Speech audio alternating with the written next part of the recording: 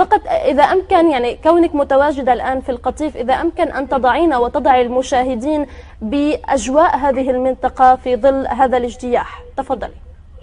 السلام عليكم. وعليكم السلام. كيف الحال؟ الحمد لله، نحن لسنا بخير. ليش ما انتم بخير؟ يعني لما يجري يا سيدة أم محمد، لما يجري في منطقة القطيف حيث توجدين، وأيضا في منطقة أو بلدة العوامية هناك حصار وهناك اجتياح. لا نعم، احنا بخير والحمد لله في ظل آل سعود، مبسوطين ومرتاحين. أنا شيعية بس احنا بخير. اللي كذب عليك هذا اللي يجيب لك الأخبار كذاب. احنا في القطيف مبسوطين ومرتاحين. نعم. وهذول الإرهابيين الشيعة بعضهم كلاب.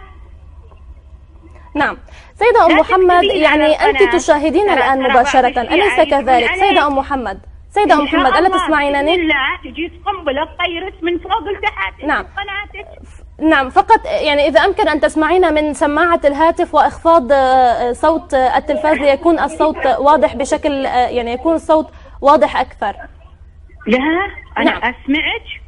نعم سيدة، عند التلفزيون على هالكذب اللي على غير فاضي، أنت كذابة.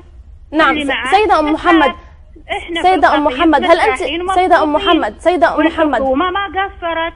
الحكومة تبغى تمدن أهل القطيف وتسوي لهم حدائق وتسوي لهم مجمعات، بس الظاهر بعضهم ما هو بكفو مثلك وشروات. أم محمد، هل أنت متأكدة أنك من القطيف؟ لأنه يعني لهجتك ليست قطيفية. سيدة أم محمد، هل أنت متأكدة أنك من القطيف؟ أنا من القطيف ومن لا، يعني لهجتك قريبة إلى اللهجة النجدية بشكل كبير يا سيدة أم محمد. هل أنت متأكدة أنك من القطيف؟ أنا من الدمام. بس أنت كذابة واللي معاك كذاب واللي تقابلينهم كذاب. يعني بعيدا عن الألفاظ النابية يا سيدة أم محمد، يعني يبدو أنك لا تتابعين ولا تشاهدين منار بن مشاهد.